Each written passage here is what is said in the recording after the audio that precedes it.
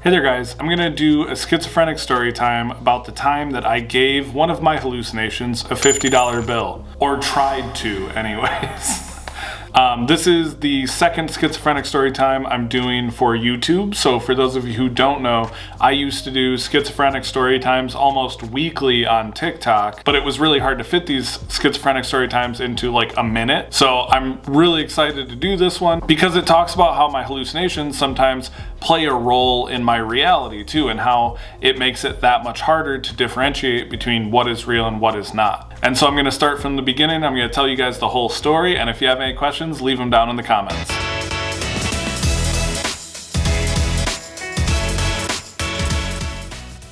So this was a really confusing story. Even like looking back, it's hard to recognize what was real and what wasn't, because once I started taking medication and I had more clarity, I was able to kind of go back and look at different things that had happened to me and realize like, oh, that didn't happen, or that definitely did happen.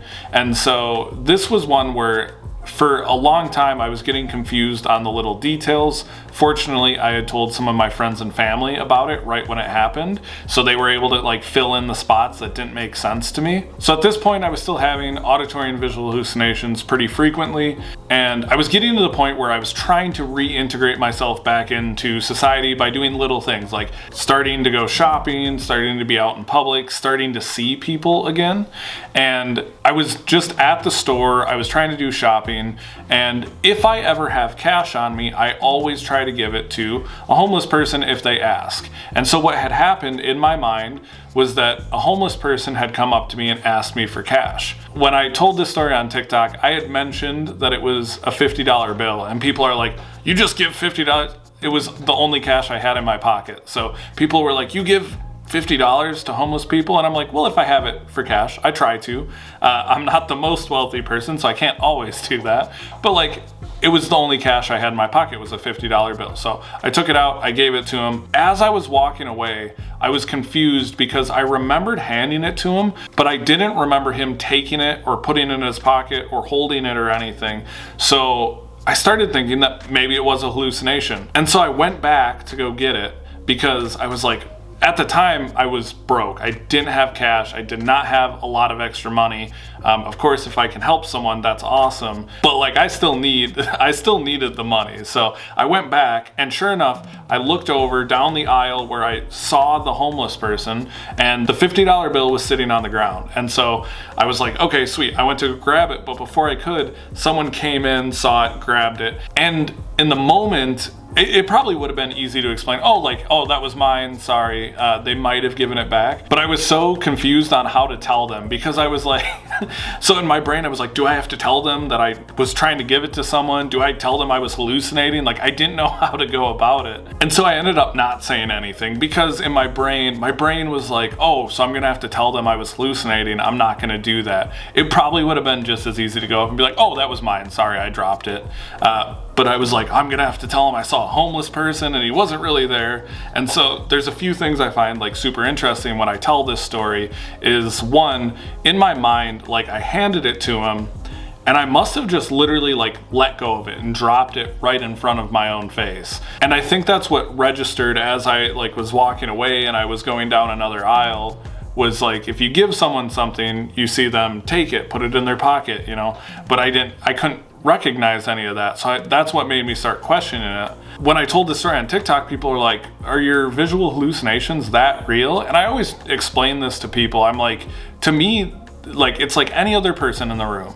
And so when I saw this person and he looked like a homeless person, and I didn't even question it, you know? And so that being said, like thinking back, I've tried many times to remember what he actually looked like. In my mind, like he didn't stick out as like a homeless person. I think it was like an average looking person who I could believe might have been homeless. Part of that is like, while I was going through a lot of my addiction and stuff, I met a lot of like homeless people that aren't like your typical homeless people, you know, people who are either addicts or they couch surf on friends' couches just to get by. So there's like the traditional homeless we know, and then there's like people who are just literally don't have a place to stay, but they like will find couches to sleep on. They have friends who let them stay with them, stuff like that. So I don't even really question it, and I'm not one of the people who's like, oh, what are they going to spend this on? What are they going to do with it? I don't care. None of that crossed my mind, which is why I didn't really even think about it. Just took whatever cash I had, tried to give it to him. And it was like, after I realized everything that had went down, I started like replaying it in my brain. And I also recognized that I don't think the people who picked up the money would have been confrontational if I had went up and been like, oh, sorry, I dropped that. But in the moment, it was less about that and more about, I was just getting used to like being around people again and talking to people. And when I talk about my auditory and visual hallucinations, I always forget to talk about like negative symptoms of schizophrenia and cognitive symptoms of schizophrenia. That can include like aphasia or like difficulty speaking.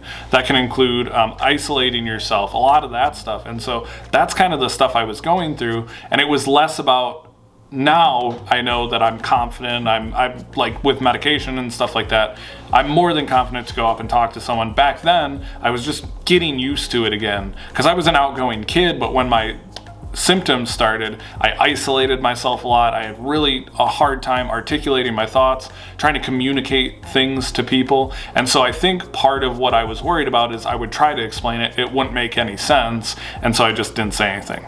And when I got up to check out, I realized that $50 I had was all the cash I had. So that was a very different part of my life where I was like, I could not afford anything. I was in a really like tough spot. And so I could have really used that money, but because I was like so out of it, I didn't even think that the 50 in my pocket was the only money I had. Like I knew that, like not in the moment, but I knew that when I went into the store, like this is the money that I need to shop. And then I just gave it to someone.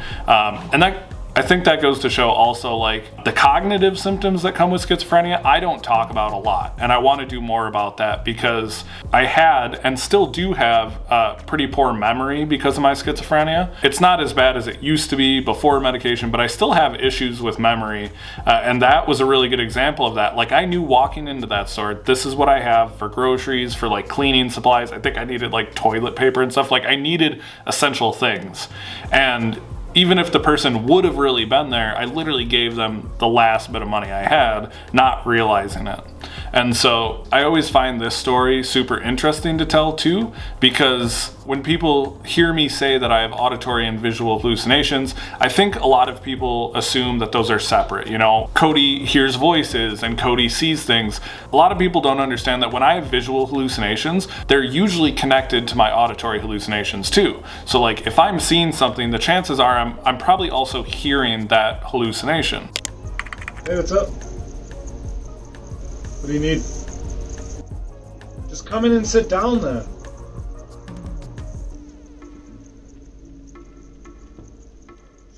No. Shh.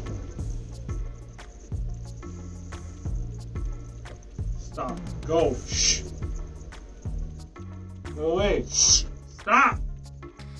And that's why you'll see videos of me like talking to myself, but to hallucinations, because I'm having actual conversations.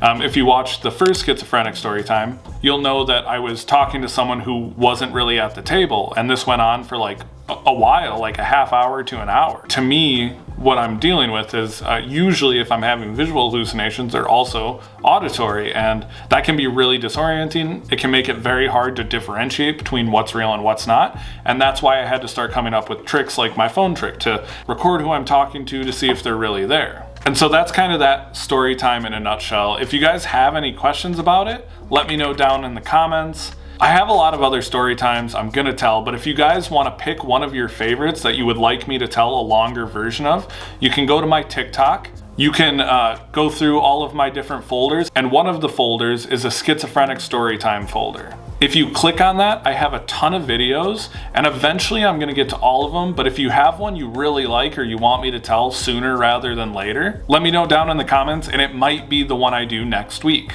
Seriously though, thank you guys so much for watching this. If you have any questions, comments, leave them down below. Don't forget to subscribe and send this to a friend or family member. And I will talk to you all next week. One last reminder, my name's Cody, and don't worry, I'm real.